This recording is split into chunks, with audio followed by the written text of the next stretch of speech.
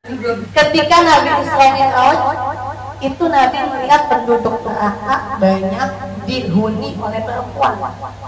Bukan karena banyaknya jumlah perempuan, itu salah satu di antaranya. Kenapa? Saya tanya ibu, yang banyak majelis taklim perempuan atau laki? Yang banyak perkumpulan pembawa nikmat perempuan atau laki? Tapi yang banyak gak syukur sama nikmat suami perempuan apa laki? Perempuan. Orang mati syahid bu dapat keutamaan 4. Bayangin, orang mati syahid perang di jalan Allah utamanya 4. Yang pertama nggak merasakan sakaratul maut. Yang kedua mati tidak mendapatkan azab kubur. Yang ketiga tidak dihisab. Yang keempat langsung masuk surga illa dain, kecuali utang. Orang berjihad punya utang, maka 4 itu nggak berlaku, tetap dihisab utangnya. Utang ternyata utang yang paling memberatkan amal kita, utang. Selevel mati syahid pun ketika berhutang maka tetap dihisap itu hitungan hutangnya. Jadi itu susah banget deh kita bu, kita punya hutang juga ya bu ya. Mengucapkan minal aidin wal faizin, mohon maaf lahir dan batin. Assalamualaikum warahmatullahi wabarakatuh. Alhamdulillah rabbil alamin. Puji syukur kehadirat Allah Subhanahu wa taala di mana pagi hari ini di tempat yang insyaallah dimuliakan oleh Allah, kita bisa berkumpul lagi setelah sekian lama, terhalang oleh keadaan cuti ya, hampir 2 tahun ya cuma itu, dan alhamdulillah sekarang semuanya insyaallah sudah aman kan, insyaallah katanya kan kemarin udah diminum Pak Jokowi kan udah boleh menggunakan masker. Nah insyaallah seterusnya dan nggak akan ada lagi ujian-ujian seperti ini ya. Salawat serta salam tak lupa kita panjatkan ke baginda Nabi Muhammad SAW. Semoga kita kelak mendapat syafaat dari beliau di yaumil akhir. Allahumma sholli ala sayyidina Muhammad wa ala ali Muhammad.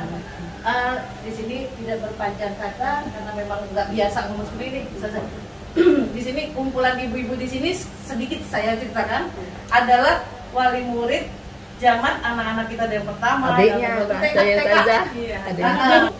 dari TK dan alhamdulillah kami masih terus menyambung silaturahmi sampai sekarang ini, dan ada juga nih ya kami udah setiba momen kata-kata memecah dengan udah biasa, udah settle, udah biasa kan. Mohon kali ini pada berkenan memberikan apa ya, wejangan atau sekedar pengingat aja bagi kami yang memang. Bismillahirrahmanirrahim. Assalamualaikum warahmatullahi taala wabarakatuh. Waalaikumsalam warahmatullahi wabarakatuh. Alhamdulillah. Alhamdulillahilladzi ala ni'matihi tatimmus sholihat. Jadi Nabi ngajarin nih ibu-ibu semuanya, kalau kita mensyukuri nikmat agar disempurnakan nikmatnya, maka kalimatnya alhamdulillah ala ni'matihi tatimmus sholihat. Bisa makan nggak kira-kira ibu? Kalau ngaji bisa, ya bu ya, kita sekali lagi bu ya. Alhamdulillah ala ni'matihi tatimmus sholihat. Tuh kalau kita dapat nikmat kita ucapkan itu, tambah nikmat, sempurna nikmat, dijaga nikmat.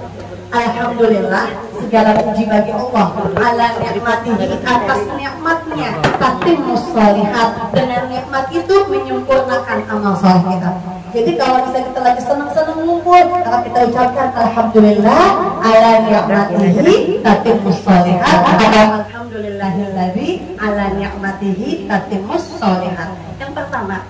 Yang kedua, kalau misalnya dapat musibah, ya, ujian sakit gitu, kemudian juga ujian ekonomi dan sebagainya, tetap puji Allah dengan menyebutkan alhamdulillah ala kulli hal wa fi kulli hal. Alhamdulillah ala kulli hal, alhamdulillah atas segala sesuatu, wa fi kulli hal, atas segala sesuatu.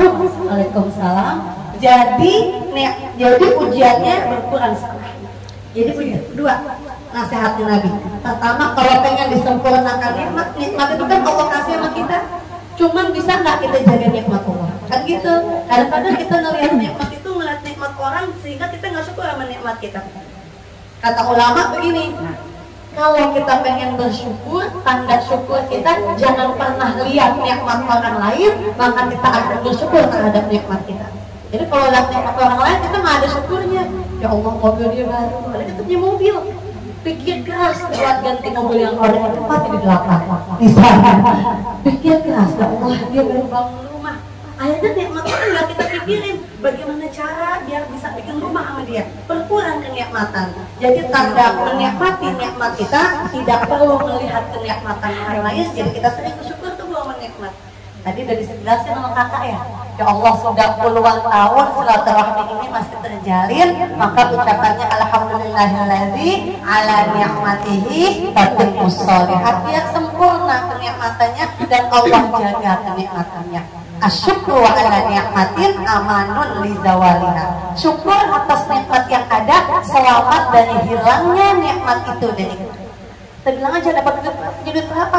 Cuma ada 1 juta di kantong misalnya. Cuma ada 1 juta di kantong. Saya yakin Ibu mukanya lebih dari 1 juta di kantong. Amin. Amin. Kita bilang cuma ada 1 juta, itu uang 1 juta karena nggak syukur bisa hilang. Kan gitu. Atau kita dikasih uang misalnya 100.000 sehari buat belanja. Apaan cuma segini, belum tentu nyampe pasar udah nggak ada. Kenapa? Nikmat yang sedikit nggak disyukurin, gimana mau nikmat yang banyak? Makanya kata Nabi, asyukru ala ni'matin, syukur atas nikmat yang ada, aman selamat ala zawaliha, hilangnya nikmat itu dari kita. Syukurin jadi tambah. Kalau kurang, kalau kita nggak syukur jadi kurang, bahkan hilang. Yang pertama itu nikmatnya. Kemudian yang kedua, kalau lagi musibah, lagi sedih, maka kita bilang juga puji Allah. Alhamdulillah ala kulli hal wa fi kulli hal. Alhamdulillah atas segala sesuatu dan dalam keadaan apapun, tanda syukur kita berkurang kesucian kita, berkurang kesedihan kita. Kalau kita nggak belajar, kalau kita nggak ngaji nih Bu, kita bilang, Nevi, adiknya meninggal dunia, saya bilang alhamdulillah ala kulli hal. Beresnya orangnya. Kenapa? Adiknya meninggal, alhamdulillah. Artinya apa? Alhamdulillah ketika diuji tidak melunturkan keimanan kita sama Allah. Alhamdulillah ketika diuji Allah nggak murka atas kalimat kita. Itu tanda syukur. Jadi hidup itu memang harus disyukurin. Jadi alhamdulillah bersyukur aja. Ibu-ibu dah masa dibilang bersyukur, ibu adalah ahli syukur. Resep di hati. Ketika Nabi Isra Mi'raj itu Nabi melihat penduduk neraka banyak dihuni oleh perempuan. Bukan karena banyaknya jumlah perempuan, itu salah satu di antaranya. Kenapa? Saya tanya ibu, yang banyak majelis taklim perempuan atau laki? Yang banyak perkumpulan membawa nikmat perempuan atau laki? Tapi yang banyak gak syukur sama nikmat suami perempuan sampai laki? Perempuan. Nabi melihat apa? Perempuan banyak menghuni neraka, kata Nabi, bukan karena perempuan itu nggak sholat. Sholat kita Bu ya? Nggak mungkin kita nggak sholat, paling tahir dikit atau namanya gitu. Kalau misalnya kita nggak sedekah, perempuan rajanya sedekah. Arisan yang nyatet dikasih sedekah. Ibu pulang dari sini ngasih orang sedekah. Bawa makanan memang nggak sedekah tuh Bu. Bawa makanan sedekah. Orang Bu dikasih makanan orang itu makanan yang dikasih tuh masuk ke dalam perut kita. Kenyang karena makanan kita 1 jam 2 jam kan udah kenyang makan di tempat Bu Ilham nih misalnya. Kenyangnya kita dari makanan yang dimakan, selama kenyangnya itu, selama itu pula kita bersedekah sama dia. Masya Allah. Selama 2 jam itu kita sedekah tuh sama dia. Sama siapa? Sama orang yang kita kasih makan. Yang paling banyak sedekah perempuan apa laki? Perempuan. Yang mengadakan kajian perempuan. Paling gurunya yang laki 1. Yang banyak kan perempuannya, tapi yang tidak mensyukuri pemberian suami lah sababnya perempuan banyak menghuni pintu neraka. Jadi kita belajar syukur. Kita ngomongin apa sekarang, halal bihalal gitu ya. Kan baru pada ketemu nih ibu-ibu semua. Tadi Bu Ilham cerita udah vakum selama 2 tahun. Sayang banget kalau suatu perkumpulan tidak ada ilmu di dalamnya. Saya bilang sayang, sungguh sayang. Kenapa? Karena ngumpulin orang itu susah banget. Tapi kalau misalnya ngomongin arisan sih, alhamdulillah insya Allah udah datang. Cuma kalau ngomongin pengajian ya males. Padahal salah satu jalan untuk menuju surga yang paling dekat, yang paling cepat adalah dengan ilmu, hadir di majelis ilmu. Itu jalan pintas masuk surga loh. Ibu agak tahu ya kali kalau misalnya tahu pada semua orang yang arisan ada pengajiannya. Ibu ya, ibu kayak udah bengong nih. Man salaka tariqan yaltamisu fihi ilman sahalallahu lahu tariqan ilal jannah. Siapa yang jalan mau kemana? Mau pengajian sekaligus arisan. Jangan arisan sekaligus pengajian. Entah pahala yang depannya yang premier, yang kedua yang sekunder. Yang premiernya arisan, sekundernya pengajian. Kata Nabi, man salaka tariqan. Siapa yang menempuh jalan mau kemana? Mau ke ilham apa? Ada pengajian. Yaltamisu fihi ilman. Jalannya kita cari ilmu. Sahalallahu, bukan cuma masuk surga, tapi mudah jalannya masuk surga. Orang banyak nyampe ke puncak, nyampe, cuman jalannya kena macet dulu, panas dulu, nahan buang air dulu, kan gitu ya, nungguin dulu, itu kan nyampe tapi lama. Tapi orang yang menuju jalannya, menuju ilmu, mencari ridhonya Allah, maka bukan cuma masuk surga, tapi mudah jalannya, bebas hambatan menuju surga. Ini kita kan, kalau saya Bu, kemarin Ibroh, nasihat paling utama, nasihat tanpa suara, tanpa bunyi. Adik saya 37 tahun umurnya udah meninggal, baru kemarin 40 hari. Yakni maknanya semua urusan dunia kita bisa konsepin. Resolusi 2000 berapa sekarang Ibu ya ini? 2022. Resolusi 2003 harus punya ini. Kayaknya berkonsep kalau masalah dunia. Kok kita nggak punya konsep buat tabungan akhirat kita? Kok kita nggak punya investasi buat akhirat kita? Sedangkan investasi dunia udah kita kasih sama anak kita. Anak cucu sekolah pada mahal-mahal. Anizomnya emang murah Bu sekolahnya. Ibu udah pada lewatin ini, ada ipar saya masih di situ, mahal. Cuma ya mah namanya saya kan masuk lagi anak satu, masuk lagi ya Bu ya. Artinya mahal, tapi konsep pendidikan kita kan nggak sayang gitu Bu ya. Ada aja jalannya gitu kalau buat pendidikan. Kenapa? Karena sekolah dasar basicnya Islam. Karena pendirinya juga Islam, pendirinya adalah tokoh Betawi yang Islami kan gitu. Jadi kita punya ekstra khusus pengen masukin anak ke sana. Jadi kalau misalnya urusan dunia aja kita bisa bela-belain, kok sayang urusan akhirat yang gratis kita nggak utamain. Ini yang khawatir. Saya bilang sama diri saya sendiri, adik saya usia 7 tahun singkat banget dia hidup di dunia. Senang juga belum di dunia misalnya. Sedih iya banyakkan di dunia. Ternyata Allah memberikan singkat waktunya. Makanya doa kita Ibu kalau setelah sholat, Allahumma ja'alil hayata ziyadatan lana fi kulli khair wa ja'alil mauta rahatan lana min kulli syarr. Ini doa Ibu kita minta sama Allah, Allahumma ja'al, jadikanlah aku ziyadatan lana fi kulli khair. Hidup ini kalau hidup umurnya panjang, jadikan panjang umur tambah kebaikan. Wa ja'alil mauta rahatan lana min kulli syarr. Jadikan kalau saya meninggal, stop berbuat maksiat, udah punya tabungan akhirat. Doanya begitu. Ibu doanya gimana tuh Bu? Banyak banget misalnya. Ada nanti minta sama Allah, Allahumma ja'alil hayata ziyadatan lana fi kulli khair wa ja'alil mauta rahatan lana min kulli syarr. Istirahat dari berbuat kezaliman ketika meninggal. Kalau Allah panjangin umur, jangan pernah lepas berbuat kebaikan. Ikutin kebaikan dengan kebaikan yang lain. Kadang-kadang kebaikan kalau ada waktu kosongnya berubah jadi maksiat. Karena maksiat dominan. Karena nafsu dominan. Beneran Bu, coba Ibu bayangin. Arisan ngaji, ada pengajiannya, itu pakai jari, datang enggak, kan gitu. Coba kalau Ibu jalan-jalan ngomong ke Tanah Abang, keluar negeri kemana, bela-belain ngumpulin uang sebulan, sejuta sebulan, kan gitu. Karena apa? Karena nafsu lebih dominan. Makanya itu kita kontrol nafsu. Udah kemarin madrasahnya di Ramadan. Madrasah Ramadan cuma punya 2 alumni Ibu. Alumni yang sukses atau alumni yang gagal. Alumni yang sukses yang mana? Nih biar Ibu kita semuanya bisa mengukur diri kita, sudahkah kita menjadi alumni Ramadan yang sukses atau yang gagal.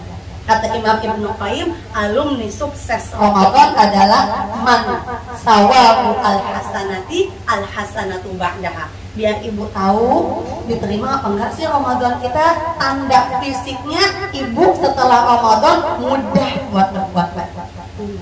Tanda Ramadannya diterima, habis Ramadan gampang enteng aja berbuat baik, tandanya diterima Ramadannya. Itu yang paling gampang kata Imam Ibnu Qayyim al-Jauziyah. Tapi kalau misalnya nggak diterima atau gagal jadi alumni Ramadan, wa min sawabi as-sayyi'ati as-sayyi'atu ba'daha. Setelah Ramadan berbuat maksiat lagi, bahkan dia nggak merasa, yang paling bahaya dia nggak merasa dirinya berbuat maksiat. Kita kan kadang-kadang nggak merasa bu diri kita berbuat maksiat. Misal yang paling enak adalah gibah. Gibah kan enak banget. Si Anu udah datang aja, bisa Anu. Emang apa? Dia takut kali buat bayar Aisyah belum punya duit. Enak gak tuh ngomongin orang? Kalau omongan enaknya ditambah apa dikurang? Nggak ada ilmunya. Kalau uang enakan ditambah apa dikurang bu? Kurang. Misalnya gitu. Berarti apa? Oh tandanya nggak diterima ibadah Ramadan, kita berbuat maksiatnya enteng, bahkan nggak nyadar kita berbuat maksiat. Nauzubillah mana? Ini nasihat kita. Jadi Ramadan enak baca kitab, baca Al-Quran. Sekarang ibu udah hatam nggak nih? 14-15 Syawal udah hatam Al-Quran apa belum? Kan belum. Coba kalau Ramadan. Makanya orang pulang haji, pulang umrah, jangan bilang dia di sono gimana. Pasti di sono dia hebat ibadahnya. Masa ngeliat Ka'bah masih mikirin dunia? Bukan pada saat dia umrah, bukan pada saat dia haji, tapi terlihat diterima haji atau umrahnya setelah dia pulang haji. Setelah dia pulang umrah, bertambah kuantitas ibadahnya. Gitu. Iya, kadang-kadang kita lihat orang udah berjilbab haji, disebut haji, yang wajibnya nggak diturutin. Ada sekarang orang ngomong gini, mungkin anak kita yang belum ada jilbaban nih, doain mudah-mudahan kalau kasih istiqomah cepat dapat hidayah. Amin. Ada orang bilang gini, jilbabin dulu hatinya baru badannya. Kan gitu, kita kan dulu kan hatinya begitu karena kita ilmunya dikit.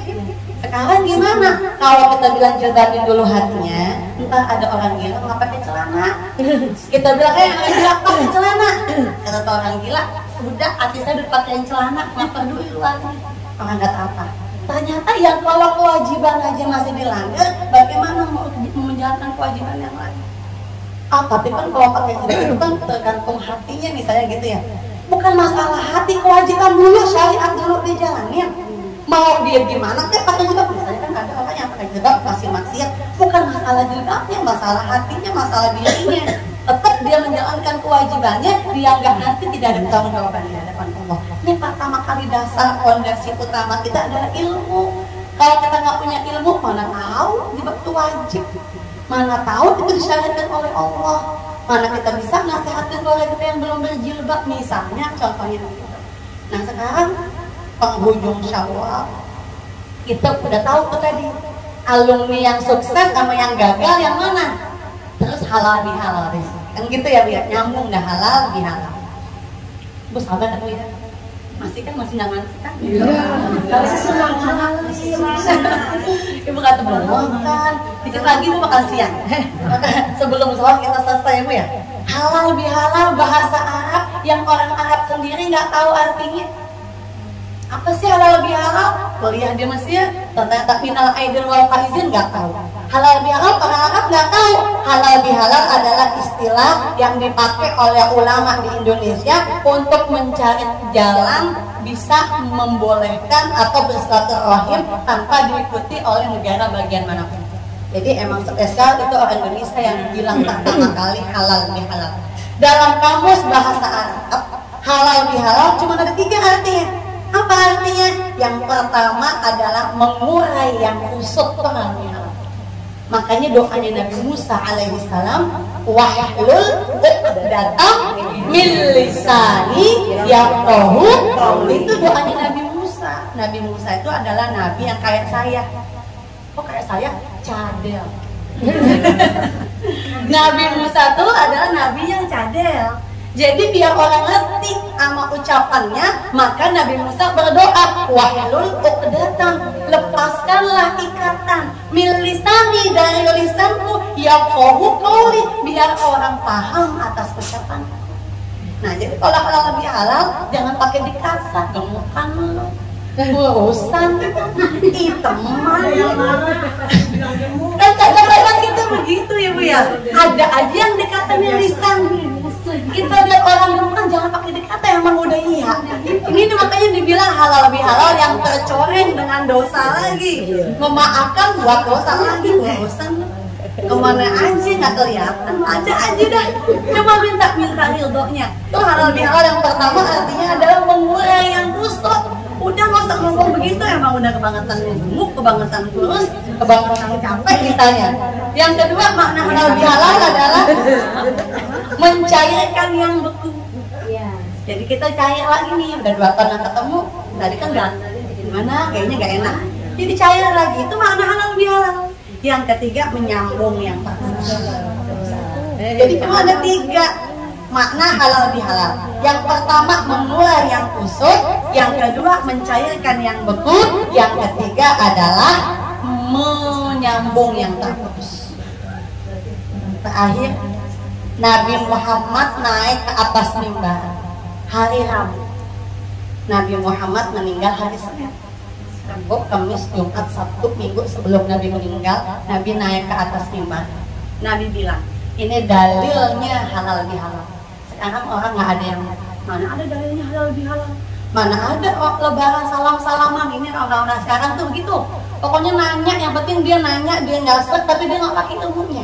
Orang dulu kenapa pada bener-bener, karena dia sami'na wa ata'na sama gurunya, dia nurut. Kata gurunya mau dikata apa juga dia nurut. Kalau orang sekarang nih Bu nih, nanya protes dulu, ngaji kagak. Ngaji di YouTube ngaji nggak ada talaki, maka dia dapat ilmu tapi nggak dapat keberkahan. Yang dia dapat hanya pengetahuan tapi dia tidak dapat keberkahan. Sekalipun gurunya Ustadz Adi Hidayat misalnya, sekalipun gurunya Ustadz Abdul Somad yang pintarnya kayak apaan tahu, cuman yang dia dapat adalah ilmu pengetahuan, tidak dapat ilmu agama, tidak dapat keberkahan. Jadi Nabi naik ke atas mimbar. Kata Nabi apa? Man kuntu jalatu lahu zahran haza zahran. Nabi naik ke atas mimbar, Nabi bilang, siapa yang pernah sengaja atau tidak sengaja aku pecut punggungnya ketika aku memecut kuda ataupun ontaku. Kadang-kadang orang mau perang Bu, dia sembunyi di bawah kuda, dia sembunyi di bawah onta. Nggak sengaja Nabi kena cambuk. Lagi Nabi cambuk onta, cambuk kuda, kecambuk hazal zohri, kata Nabi, ini punggungku cambuk. Begitu cara kita maaf. Kita kan gampang ngondorin tangan, udah senyum, mohon maaf dibangga. Cuma Nabi apa? Kalau pernah kecambuk sama saya, hazal zohri, ini punggung saya cambuk, balas, kata Nabi. Yang kedua kata Nabi, makuntu syatamtu lahu qulban hada. Kata Nabi, siapa yang pernah dihina sengaja atau tidak olehku, dikatain sama saya, kata Nabi, maka haza, ini kehormatanku, caci maki balik. Kata yang lagi, makanya istilahnya adalah maaf zahir batin. Itu lahir adalah Arab yang di Indonesia ini. Zahir artinya fisik, batin artinya hatinya, kehormatannya. Faliyatahallalhul yaum, kata Nabi di hadis yang lain, minta dihalalkan. Kalau kita pernah nyakitin orang, minta dimaafin, minta dihalalkan hari itu juga. Jangan sampai dia bawa ketidakredoannya, kita tidur orang lain tidak ridho, maka hak orang lain ada sama kita. Daripada kita cariin teman kita di yaumil mahsyar, di padang mahsyar, mendingan nyari di sini, nyari daerah Pejaten aja kadang-kadang nggak ketemu kan sama orang yang pernah kita sakitin, apalagi nanti di yaumil mahsyar. Jadi minta ridhonya. 2 Nabi bilang, kata Nabi, punggung saya cambuk lagi. Kata Nabi, kehormatan saya, ayo caci maki lagi. Begitu cara minta maaf. Nah, itu Bu, nunduk semua sahabat. Yang ketiga Nabi bilang, siapa yang pernah saya punya hutang kepada dia, angkat tangan. Ada yang angkat tangan. Zohir, hati, punggung, fisik, diam. Batin dikatain diam. Giliran dain, illa dain, kecuali utang. Selevel Nabi pernah punya utang. Innaka alayya salatata darahim. Ya Nabi, engkau pernah berhutang sama saya 3 dirham. Maka Nabi suruh sahabatnya untuk membayarkan hutangnya. Berarti yang disautin adalah utang. Ibu kayaknya sih tampang-tampang orang ngutangin, bukan berhutangin. Amin. Amin. Kita kan punya utang semua nih. Makanya semua orang mati syahid Bu dapat keutamaan 4. Bayangin, orang mati syahid perang di jalan Allah utamanya 4. Yang pertama nggak merasakan sakaratul maut. Yang kedua mati tidak mendapatkan azab kubur. Yang ketiga tidak dihisab. Yang keempat langsung masuk surga. Illa dain, kecuali utang. Orang berjihad punya utang, maka 4 itu nggak berlaku, tetap dihisab utangnya. Ya Allah. Utang ternyata utang yang paling memberatkan amal kita, utang. Selevel mati syahid pun ketika berhutang maka tetap dihisab itu hitungan hutangnya. Jadi itu susah banget deh kita Bu. Kita punya utang juga ya Bu ya. Utang jasa sih nggak terlalu. Utang main ke rumah nggak terlalu. Utang harta yang bikin beratin timbangan kita di hadapan Allah, yang bikin semuanya amal kita menjadi terhambat karena hutang. Kenapa? Karena dalam hutang ada hak orang lain masih kita. Nah, kan ini hal bihalal. Enaknya begitu Bu ya. Enaknya punya utang nggak saya punya, halalin dah. Kan kalau orang yang menghalalin kan bagus banget. Ibu punya utang atau ibu menghutangi utang. Ibu ada orang minjem duit sama kita, dia pinjam 1 juta, harus ada ijab kabul yang sebenarnya. Nanti saya bayar ya setahun lagi. Nanti setahun belum bisa bayar, datangin lagi, panjang ya, terus begitu. Ijab kabul. Kalau orang sehat kan kadang-kadang kayak sama siapa aja gitu ya. Ya cuman ya itu kalau misalnya kita tahu orangnya siapa. Kalau bukan maka harus ada itu. Kenapa? Berat timbangannya. Yang berhutang berwasiat sama yang orang rumah, sama ahli waris. Mama punya utang, makanya dalam safar, dalam perjalanan lebih dari 3 hari sunnah berwasiat. Bukan berarti kita pengen meninggal kan gitu. Kita kan kadang-kadang kalau nggak ngaji tuh pikirannya, emang gue pengen meninggal apa? Kan gitu. Ibu safar, ibu pulang kampung, anak ibu enggak, ibu tulis wasiat. Itu pun ayah saya selalu begitu sama saya. Ayah saya mau umroh, dia ada buku banyak. Nevi, nih catatannya semuanya. Iya Pak siap. Nanti kalau na'udzubillah di perjalanan tidak ada umur, tidak sampai ahli warisnya tahu berapa utang piutangnya, berwasiat apa aja. Nah bisa dipahami Bu sampai sini. 3 hari safar wasiat, bukan orang pengen meninggal aja. Kita pulang dalam keadaan selamat, maka nanti perbaiki lagi. Ketika hutang ada akadnya, diperbaiki lagi. Orang yang niat membayar hutangnya, Allah mudahkan urusannya. Niat bayar hutang memang harus diniatin. Ada orang kan nggak niat hutang, namanya tipu, menipu. Kalau orang nggak niat bayar hutang namanya menipu. Jadi niat saya bayar hutang, Allah akan lancarkan urusannya. Niatnya terhitung menyempurnakan amalnya. Yang dihutangin udah 2 tahun nggak dibayar-bayar, selama 2 tahun hitungannya kita bersedekah sama dia. Bagaimana enak nggak tuh Bu? Jadi kita sedekah sama dia selama dia belum bayar, sampai mati pun dia belum bayar, terhitung sepanjang hidupnya kita bersedekah sama dia. Sampai batas saja ya. Mungkin hanya itu amal yang Allah terima nanti di akhirat.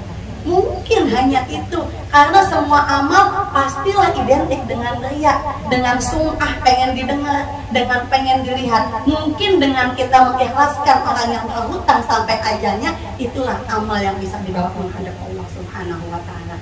Itulah ibu-ibu sekalian nasihat daripada halal bihalal. Mudah-mudahan kita semuanya nih Bu, kadang-kadang masih merasa ada sangkut pautnya, maka faliyatahallal beliau, maka mintalah dihalalkan. Dan saya menasehati diri saya sendiri, kalau ada perkumpulan, maka jadikanlah perkumpulan itu diridhoi oleh Allah. Gimana caranya agar dalam perkumpulan itu bisa mengingatkan kita kepada Allah, maka perkumpulan itulah yang diridhoi oleh Allah Subhanahu wa taala. Insya Allah jangan berhenti untuk bersilaturahim, jangan berhenti untuk menjalin ukhuwah Islamiyah, dan jangan berhenti sampai akhir hayat untuk belajar ilmu agama. Karena semakin kita belajar, semakin kita menjadi orang yang bodoh. Mudah-mudahan ibu-ibu semuanya senantiasa mendapatkan keberkahan dari Allah Subhanahu wa taala. Yang sakit mudah-mudahan Allah angkat penyakitnya, Allah pulihkan kembali kesehatannya. Anak cucu ibu-ibu semua menjadi anak-anak yang soleh dan soleha, yang maslahat manfaat dunia dan akhirat. Berkumpulnya kita di dunia dalam keadaan mulia, berkumpul kita di akhirat dalam keadaan mulia, berjumpa bersama di surga khalidina fiha abada, yang mana kekal abadi di dalamnya. Amin. Tidak ada rasa capek, tidak ada rasa lelah. Insya Allah senantiasa kita semua mendapatkan keselamatan, keberkahan dari Allah Subhanahu wa taala. Al-Fatihah. Doa yang lain aja. Astagfirullahaladzim. Allahumma salli wa sallim ala Sayyidina Muhammad wa ala ali Sayyidina Muhammad.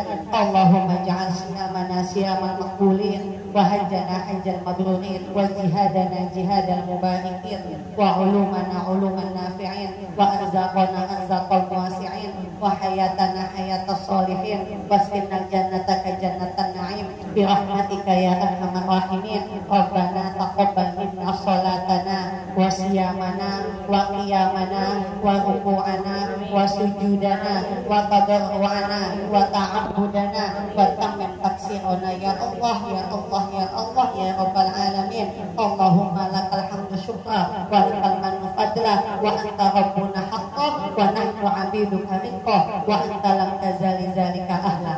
Rabbana la tuzigh qulubana ba'da idh hadaitana wa hab lana min ladunka rahmah innaka antal wahhab. Rabbana zalamna anfusana wa illam taghfir lana wa tarhamna lanakunanna minal khasirin. Rabbana atina fid dunya hasanah wa fil akhirati hasanah wa qina adzabannar. Wa sallallahu ala sayyidina Muhammad wa ala alihi wa sahbihi wa sallam, walhamdulillahi rabbil alamin. Amin amin ya rabbal alamin. Innal aidin wal faizin wal maqbulin salihul a'mal kullu 'am wa antum bi khair. Taqabbalallahu minna taqabbal ya karim. Assalamualaikum warahmatullahi wabarakatuh.